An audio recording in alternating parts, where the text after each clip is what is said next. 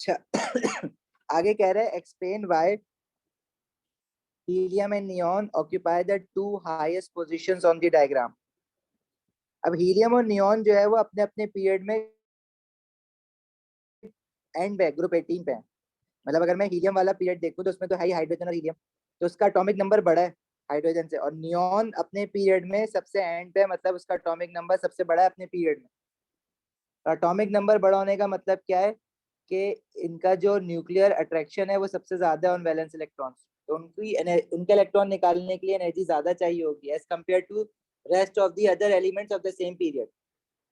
तो ग्रुप 18 हमेशा सबसे टॉप पे होता है अपने पीरियड में फर्स्ट आयनाइजेशन एनर्जीज में। रीजन क्या है कि न्यूक्लियर चार्ज ज्यादा होता है ना। क्या लिखोगे इसमें?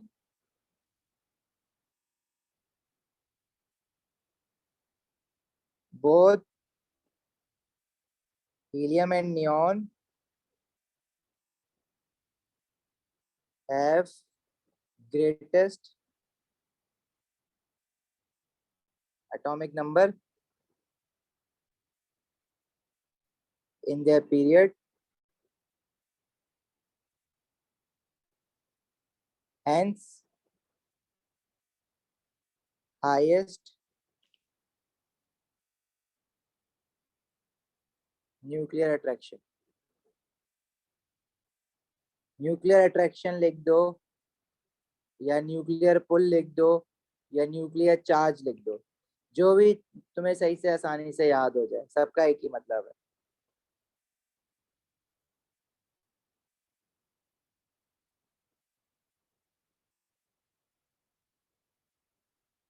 क्लियर है? आगे बढ़े। आगे क्वेश्चन में कह रहा है कि explain why the first ionization energies of argon is lower than that of the neon. Argon की नियॉन से कम क्यों है? क्योंकि दोनों एक ही ग्रुप में, ग्रुप 18 में। और which is lower than that of the helium. भाई हीलियम, नियॉन, आर्गन एक ही ग्रुप में है, और down the group first ionization energies decrease होती हैं because number of shells increases, valence electrons, distance of the valence electrons from the nucleus increases, shielding also increases, so nuclear attraction decreases। अब ये 8 marks का नहीं है, पूरा question 8 marks का था, ठीक है, 2-2 मार्क्स के सब थे। तो ये अब आप लोग मुझे लिख के खुद चेक करवा देना, क्योंकि डाउन द ग्रुप वाला हमने एक क्वेश्चन ऑलरेडी लिख लिया है, वो ही उठा के आंसर यहाँ पे लिख सकते हो, क्योंकि आपने आंसर लिखते वक्त हीलियम, नियॉन, आर्गन को डिस्कस करने की जरूरत नहीं है। आपने जनरली लिखनी है हर ग्रुप के लिए कि down the group number of shells increases, distance of the valence electrons increases and shielding also increases, so nuclear attraction on the valence electrons, the outer shell electron decreases।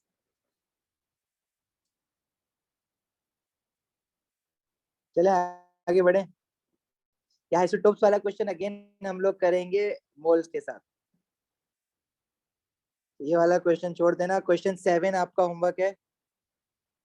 7 जैसा question हमने in fact पूरा ही ऐसा question था, लेकिन ये same question नहीं है, different है। उसमें मैग्नीशियम और एल्यूमिनियम का पूछा हुआ था, यहाँ पे फास्फोरस और सल्फर का पूछा हुआ है। Explain why the first ionization energy of phosphorus is greater than that of sulphur. इसका आंसर क्या लिखोगे? याद दिलाएगा भी क्या था?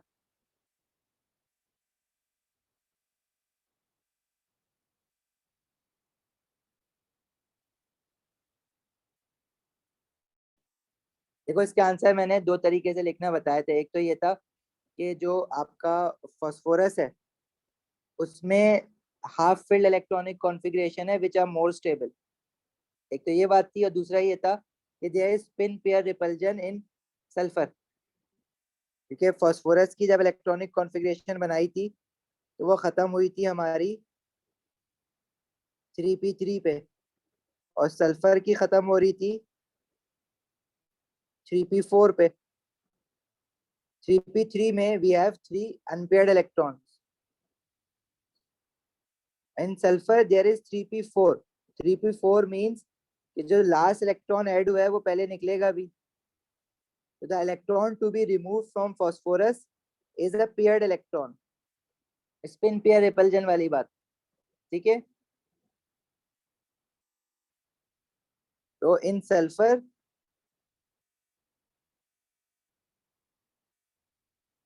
इलेक्ट्रॉन टू बी रिमूव, जिस इलेक्ट्रॉन को निकालने की बात कर रहे हैं ना, इज अ पेयर्ड इलेक्ट्रॉन, ठीक है।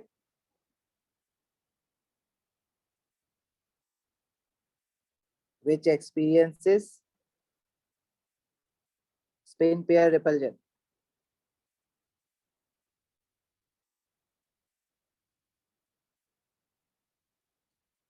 That's why it is easier to remove that electron.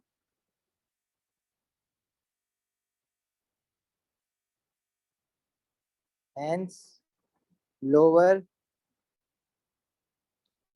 lesser लेको, lesser energy is required to remove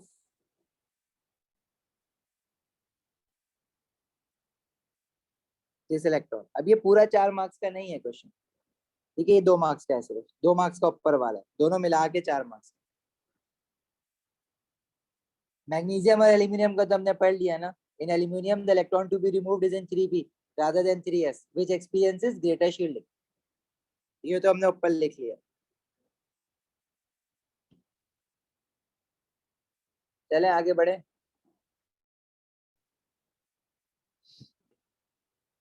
चलो, इस क्वेश्चन में कह रहा है इन 19th and 20th century experimental results shows that scientists that atoms consist of a positive, a heavy nucleus which is surrounded by electrons. Then in 20th century, theoretical scientists explain how electrons are arranged in orbitals around the atoms. The diagram below represents the energy levels of the orbitals present in atoms of the second period, lithium to neon. Label the energy levels to indicate the principal quantum number and the type of orbitals at each energy level. भाई सब boss rule ने हमें क्या बताया था कि सबसे पहले आता है 1s, फिर आता है 2s, 2s के बाद 2 के p सब शेल आते हैं, 2 के 3 होते हैं ना, 2px, 2py एंड 2pz, ये लिखना था बस इसमें। क्लियर है, आगे बढ़े। जी सर। Sir, जी बेटा। the order of the alphabets like 2px, 2py, 2pz, is it necessary that it's in order? We can write any order. Yes, they actually these all three are at the same energy level. It doesn't matter if you write 2py first or 2px first or 2pz first. However, conventionally we write 2px first, 2py, 2pz. That's why they are given the numbers x, y, z. ठीक है, sequence बनाने के लिए x Y जी दिया हुआ है ना उनको। Otherwise all these three are at the same energy level, ठीक है। तो you can interchange them, p x p y p z आगे पीछे करके लिख सकते हो, but conventionally we do not do that ना। ट्रेडिशनली हम p x p y p z order में लिखते, ठीक है।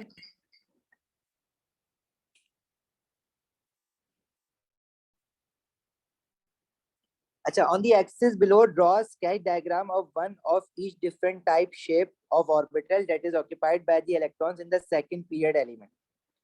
तो सेकंड पीरियड का कोई भी एलिमेंट ले लो, लेट्स से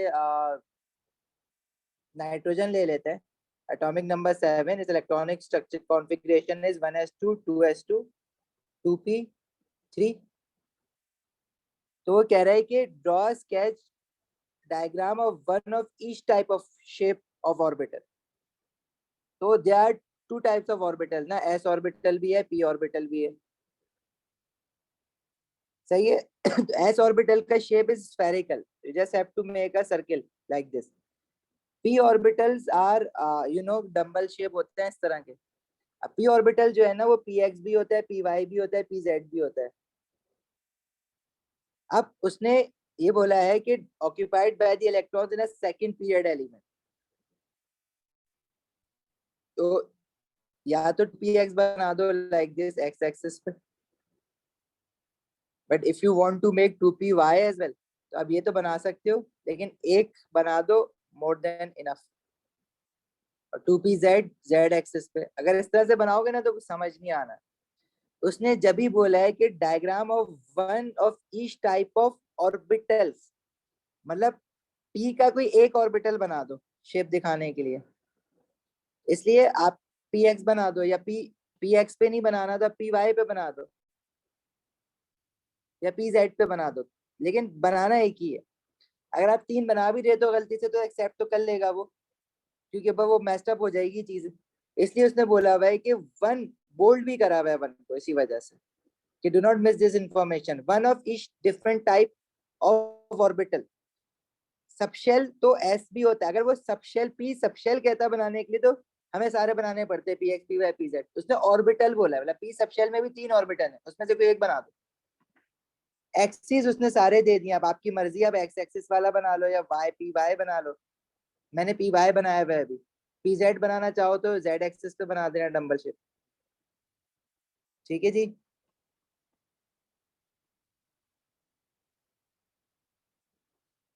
आगे बढ़े। Yes sir. आगे कह रहा है complete electronic configuration of nitrogen atoms and oxygen atoms on the energy level diagram below, use arrows to represent the electrons.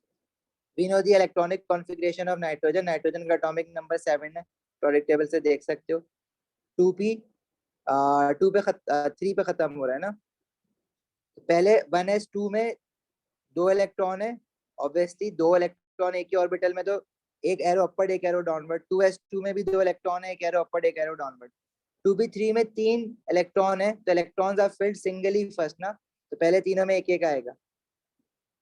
Nitrogen की हो गई, ऑक्सीजन की भी 2p4 होता है ऑक्सीजन में, तो इसमें एक पेयर आएगा, पहला वाला पेयर कर देंगे ऐसे।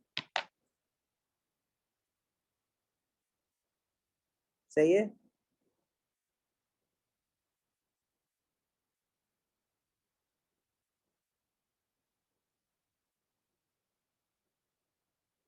आगे बढ़े। यस जी सर। नहीं आगे नहीं बढ़े, आगे तुम लोग खुद करोगे।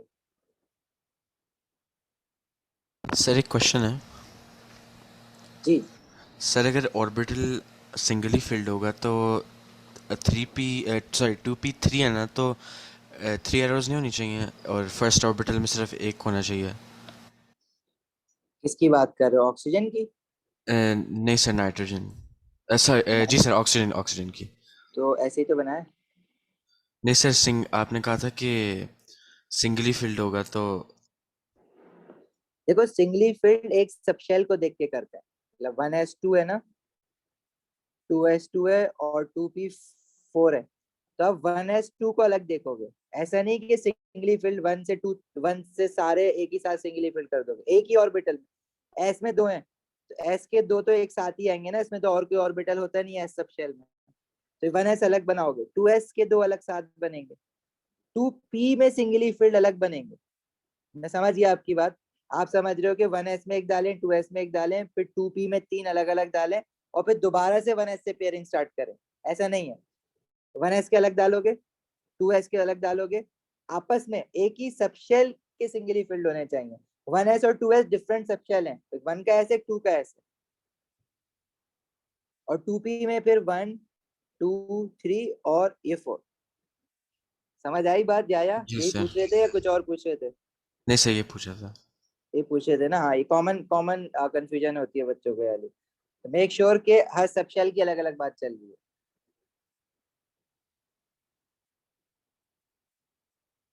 चले, अच्छा बस, rest of the other questions are your homework. ठीक है, होमवर्क करोगे, पूछोगे, तो फिर आगे चीजें और समझ आएंगी। अगर होमवर्क नहीं करोगे तो बहुत मुश्किल हो जाएगी। सारे मिलते जुलते ही क्वेश्चंस है, ये वैरायटी है क्वेश्चंस की ना, और आते ही इस तरह के क्वेश्चंस हैं सारे।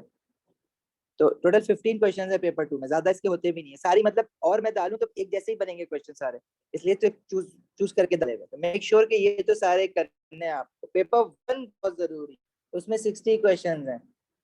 2 दिन में भी करो तो बहुत मोर देन इनफ टाइम होगा 2 दिन का। वैसे तो 2 दिन लगाने नहीं है, उस पर घंटों का काम है, बट स्टिल मेक श्योर के कर लो। ठीक है जी, जा सकते हो अभी आप लोग। Thank you so much, Allah Hafiz.